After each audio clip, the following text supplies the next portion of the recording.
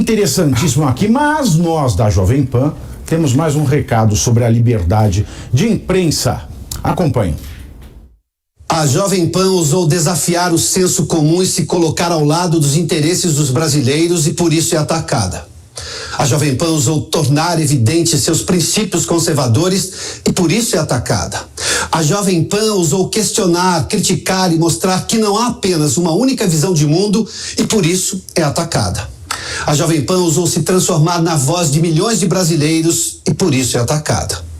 A democracia é o que nos separa daqueles que optam pela supressão dos direitos dos cidadãos, pelo fim da liberdade de imprensa e pela destruição das instituições que devem nortear e balancear as regras do jogo no Estado democrático de direito. Há 80 anos, a Jovem Pan, assim como outros veículos de imprensa, representa uma das instituições que sustentam a democracia. A liberdade de imprensa está resguardada pela Constituição, a mesma carta que, aliás, garante ao cidadão o direito de questionar, de criticar, de pensar e de manifestar livremente suas ideias. Justamente por exercer esse papel e por dar voz às ideias de parcela significativa da população, é que a Jovem Pan tem sido sistematicamente perseguida. Uma empresa cuja idoneidade é inquestionável, uma emissora cujos serviços prestados à sociedade brasileira preenchem páginas e mais páginas da história do Brasil, está sob ataque por ousar ser aquilo que se espera: livre, independente, diversa e crítica. Este não é um editorial apenas em defesa da Jovem Pan. É um chamado para que você, assim como a Jovem Pan, não seja impedido de exercer os seus direitos. Não é sobre a censura velada, não é sobre o uso do aparelho do Estado contra uma empresa de comunicação, não é sobre a construção de narrativas que se repetem no submundo da internet e em grupos de mensagens operados por supostos defensores da democracia. É sobre a sua liberdade.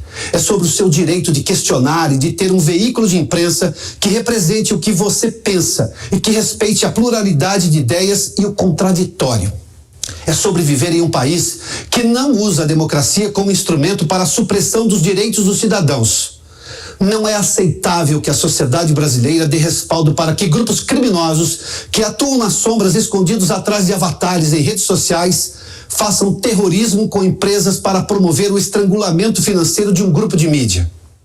Menos aceitável ainda é que representantes do Estado façam coro a esse movimento, usando narrativas falaciosas e tendenciosas para legitimar o assassinato de reputação de uma empresa que sempre arcou com todas as suas responsabilidades. A Jovem Pan nunca se desviou de seu compromisso com o Brasil e com os brasileiros, e não o fará agora. Você não deve se desviar de seu compromisso com a sua cidadania. Não importa se de esquerda, direita, centro ou apolítico. Defender o fechamento de um veículo de imprensa é um atentado contra a democracia. E durante o voto do ministro Raul Araújo Filho, aliás, dentro deste tema, ele recorreu a uma decisão já proferida pelo Supremo Tribunal Federal, que trata sobre a liberdade de expressão.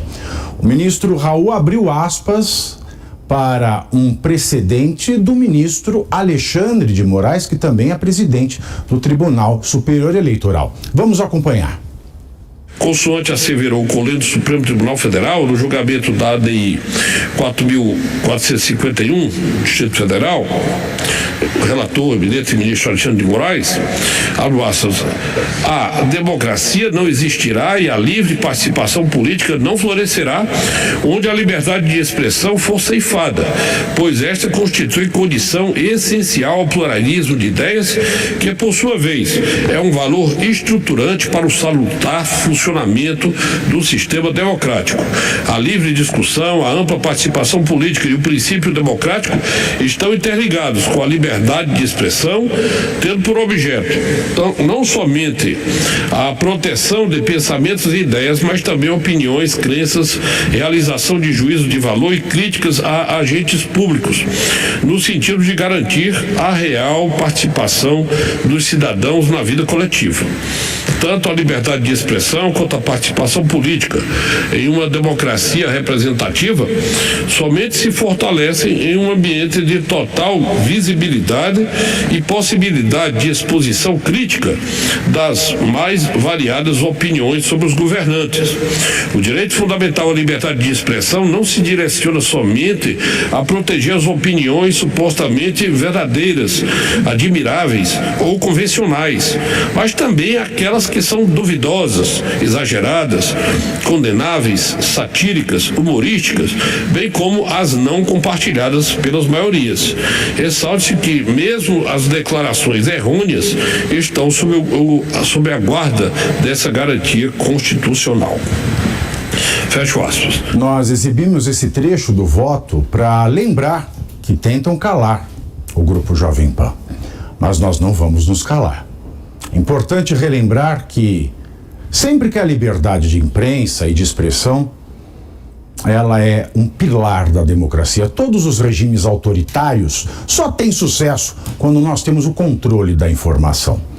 E vale lembrar que esta ação que é movida, que tenta baixar as portas dessa empresa, senhores, ela versa sobre comentários, sobre opiniões, não sobre notícias.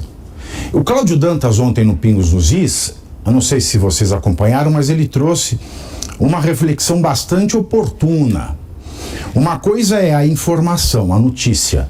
A outra coisa é a opinião e o comentário.